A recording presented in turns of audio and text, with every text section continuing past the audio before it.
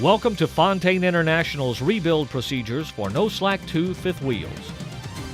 This program covers 7000, C7000, and 6000 models.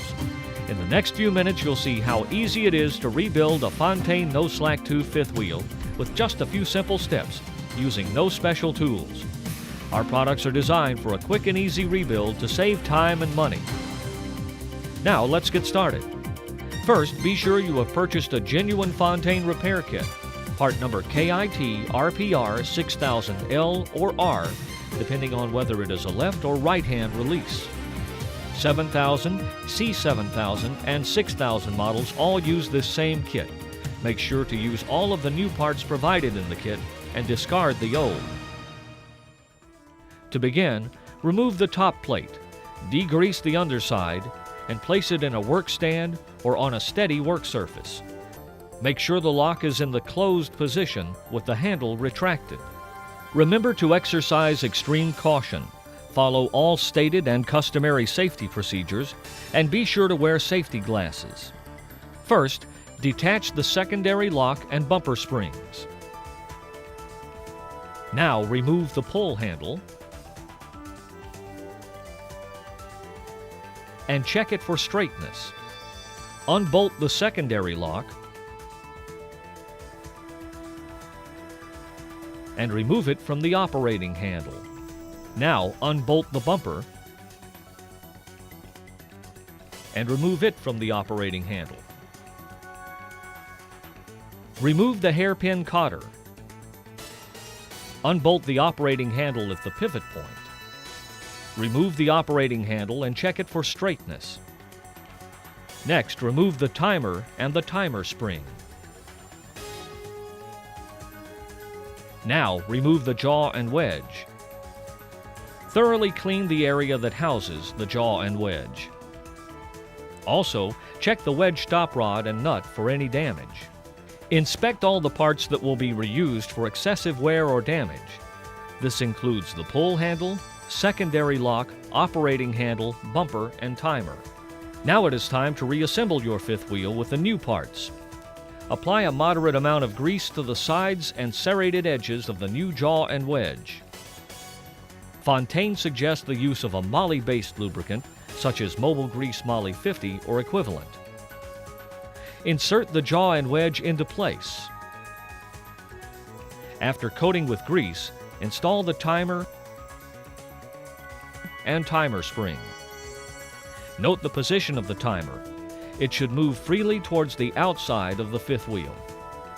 Apply grease to the pivot mount, wedge stud, and the top of the timer. Insert the operating handle and bolt in place, making sure that the spacer bushing goes through the operating handle and pivot mount. Do not over-tighten or use an impact wrench for this procedure. Be sure to replace the hairpin cotter. The operating handle should move freely.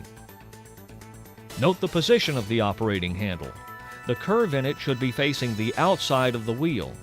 The locking mechanism will not work if the operating handle is installed improperly. Apply grease to the bumper where it contacts the operating handle. Hook one end of the bumper spring onto the bumper and slide it into place. Now insert the new bushing and bolt the bumper to the operating handle. The bolt must come from the bottom. You should be looking at the threads. Do not over-tighten. Attach the spring and check that the bumper moves freely. Insert the secondary lock and new bushing after applying a light coating of grease. The secondary lock is attached under the operating handle. Note the orientation of the bolt. The thread should be facing up. Again, do not over-tighten. Check for free movement. Install the pull handle and secure it with a new cotter pin. Attach the secondary lock spring. Make sure you do not attach it to the air cylinder bolt holes. Test for proper operation of the assembly by opening and closing several times. Thoroughly grease both bearing pockets. Check that grease flows through all of the grease fittings. Clean out the grease holes if necessary to allow grease into the bearing pockets. Completely reassembled, your fifth wheel is ready to be returned to service. Some Fontaine fifth wheel mounts feature greaseless bracket liners. If your model has this feature, perform a visual inspection of the liners before installing the top plate. To inspect, remove the bracket liners with a screwdriver. Visually inspect the liners and replace them if they are broken or show excessive wear. Liner thickness must be at least 1/8 of an inch at the top of the liner. To reinstall, strike the top center of the liner with a rubber mallet. Now, place the rebuilt top plate onto the mounting bracket, making sure the bracket pins on both sides are in place and secured by retainer pins and cotter pins. Insert a test kingpin, such as Fontaine Kingpin Tool MSC 712, to close the lock. Only minimal force is required to couple your no-slack tube. Make sure the jaw and wedge are engaged behind the kingpin, and the pull handle is fully retracted. In the locked position, the pull handle should be within 1 inch of the skirt of the wheel. Now, check the wedge stop rod adjustment. Push on the wedge stop rod until it touches the end of the wedge and let it spring back.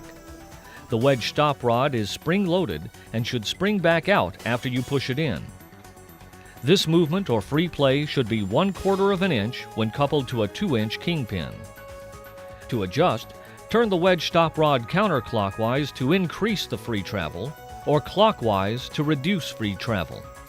Turning it in too far will result in slack and cause premature wear, but any misadjustment can cause the fifth wheel to bind and become very hard to open. Now lubricate the fifth wheel. On models without bracket liners, apply grease to the 2 Zerk fittings on each side of the top plate. These supply lubricant to the bracket bearings. Bearings should be greased with the fifth wheel in an unloaded condition. Rock the wheel back and forth while applying grease. Some grease should flow from the bearing pockets. If you do not see grease coming from the bearing pocket, use a crowbar to lift the top plate while applying grease. On models with bracket liners, it is not necessary to lubricate the fittings on each side of the top plate, but free rocking motion is important. If the fifth wheel does not rock freely, remove the top plate to re-inspect the liners and troubleshoot the problem. Follow the procedure outlined earlier in this presentation. For sliding fifth wheels, lightly lubricate the pivot points of the mechanism. Operate the mechanism to ensure it is functioning properly. Now it's time to lubricate the top of the fifth wheel. Apply liberal amounts of grease to the entire surface of the fifth wheel, making sure the grooves in the surface are full of new grease. Make sure you apply grease to the stationary jaw at the front of the throat. You have now completed Fontaine's rebuild procedure, and your fifth wheel is ready to give you years of reliable performance. Follow the recommended 90-day, 30,000-mile preventive maintenance schedule for maximum product life.